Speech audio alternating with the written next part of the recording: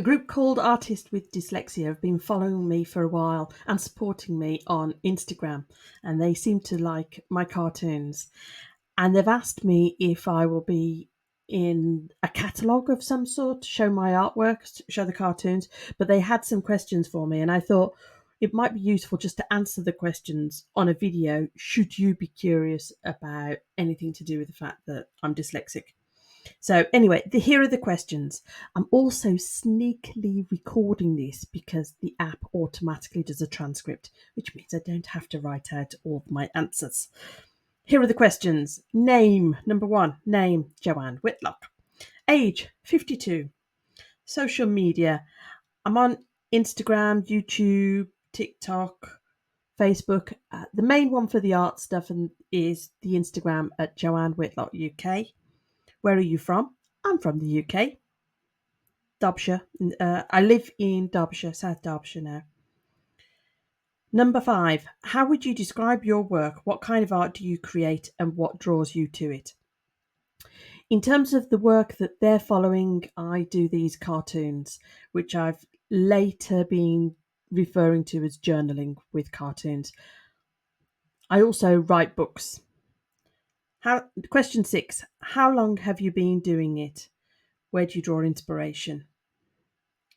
I've been drawing and messing around and kind of doing little characters since a child, but about 5 years ago I started doing the cartoons because I was incredibly lazy and I was told that I needed to have like a social media presence or something, and I was too lazy to write out long posts or find quotes, and just writing them out seemed boring. So I hand scribbled them and did a little funny cartoon with it, and it just tickled me. So I did more of them, but they were super fast. That's what I love about them. I love that it's expressive, it's really visual, and it's fast. So 5 years. Question 7. Talk about your creative process. Creative process. In terms of the cartoons, I don't draw every day. If I'm feeling inspired, I tend to do at least 3 because they're so quick. It's like just I'm just doing a stick person, and I know what color dress she's wearing and stuff like that. So it tends to be that I've watched something and I've heard some words or I've just heard an idea. The other day, somebody was saying about your life feeling like one of those animals that has the eyes on both sides of the head and the eyes can move in different directions, so you're feeling like you're all over the place.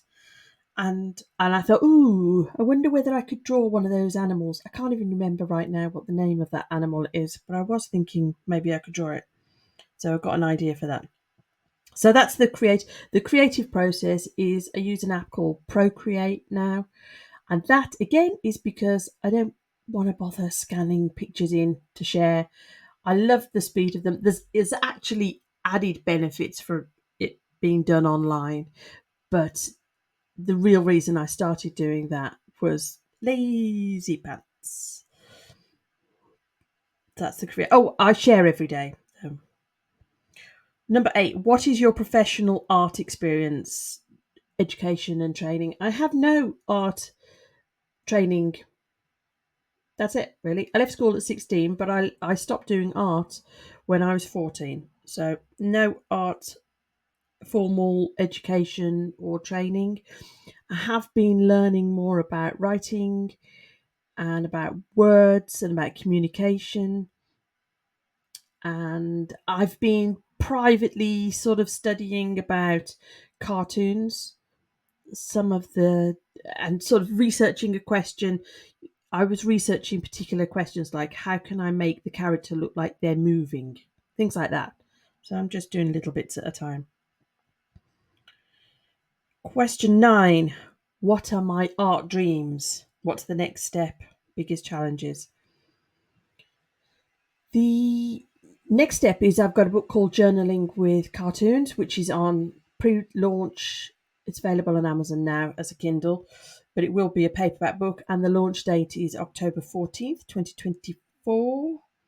So the dreams, I'd like other people to be able to do it. I think people are scared of drawing and will say no, but I think it's really really useful skill to know that you can just express yourself quickly on a page. Da-da-da-da. That was 9, wasn't it? What are your art dreams? Question 10. What do you like to do when you're not creating art? The cartoons are quite a small part. At the moment, you can see I'm doing videos and experimenting with doing videos. I also write. I'm writing all the time, but I don't tend to write like long sentences. I tend to do individual words that just inspire me, or I feel like, oh, I want to explore that. I'm always hearing words and thinking I don't use that in my vocabulary very much. So I look it up. I know kind of what it means, but I want to be specific. So I look it up, find out what it really means, and I tend to think about it for a while. But I'm just having fun daydreaming and thinking about it. This is where it gets onto the dyslexia specific stuff. Question 11. What was your experience like with dyslexia? When did I find out? And was I assessed? Struggle with? Da da da da da. Uh, my experience with dyslexia is that I didn't realise that I was probably dyslexic until I was 39. I saw a BBC documentary about it.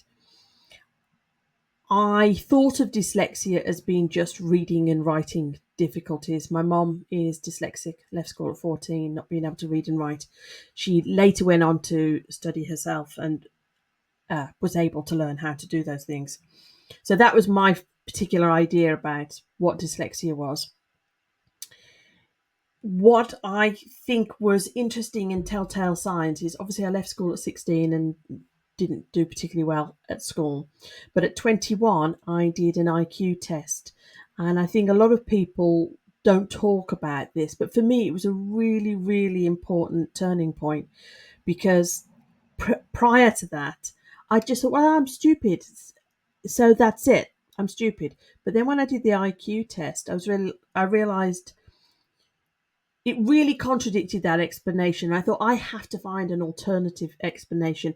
If I'm not stupid, if I am intelligent or above average intelligence in terms of this IQ metric, why have I struggled so much? So there was a lot of questions starting to happen around that time.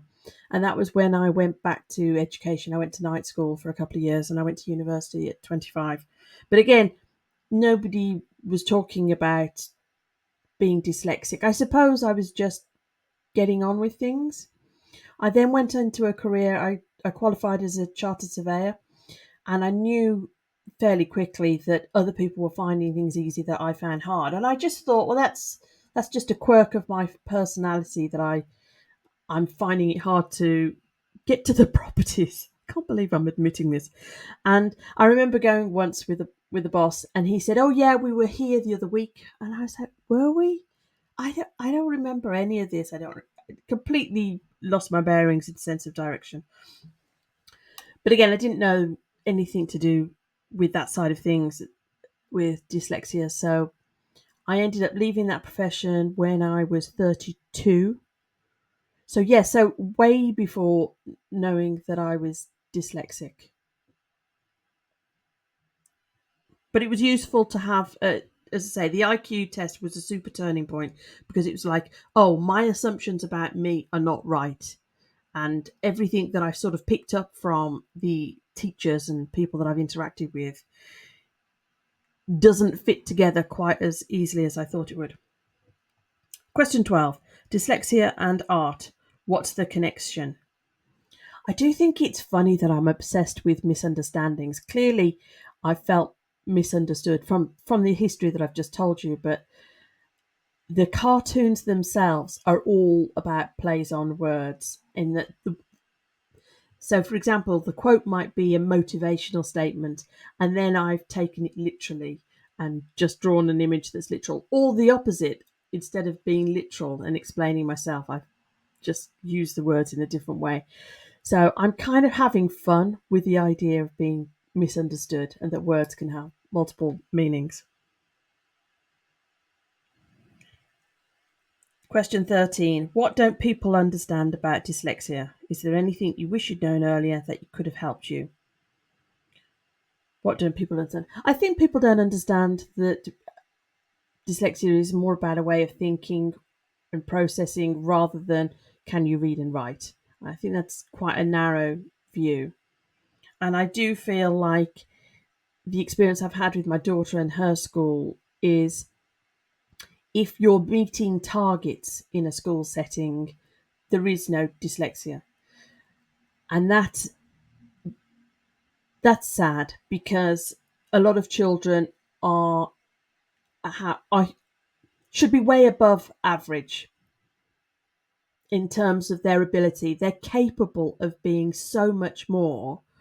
And because they're meeting the average standard in the classroom, they're not being pushed and encouraged to do any more. And nobody's spotting that actually they've got so much more potential. So that's a shame. Lost the questions.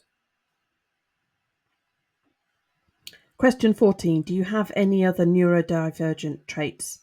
I suspect autism, ADHD, I suspect I've probably got all of them. I'm pretty good at masking, and it's fascinating to me that I've been writing books about speaking and communicating and expressing yourself.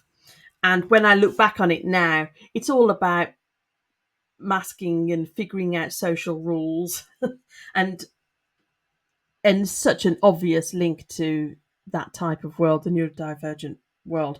But I haven't been formally assessed. Question 15.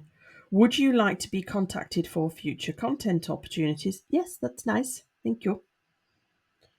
So that's all of the questions. If you've got any questions about dyslexic, me being dyslexic, why I'm not being assessed, I suppose why I'll just answer that quickly. Why I'm not being assessed is that I have other things that I want to spend my money on. I did go to the head office of a dyslexia organisation to ask about learning languages and if there's anything that I've missed in terms of tips and help. And it was interesting because by that point I'd been living in Spain for quite a while, and they said, and when I said, how can you help me with Spanish because I'm really finding it hard to learn a new language, and she said, our normal advice for people who are dyslexic and they want to learn a language is don't. And I thought, wow, I'm so glad I didn't listen or didn't know that I was dyslexic before, because that is terrible advice. There are ways to help yourself learn a language. I'm not saying it's easy, but I can get by in Spanish. I would say at a push intermediate because I lived there for 7 years. But yes, so yeah, there's pros and cons about having the diagnosis, I think. So anyway, that's it. I might end it earlier than this, but I don't know if you watched it yet. I'm trying to build my skills on camera. It's all good fun. Bye bye.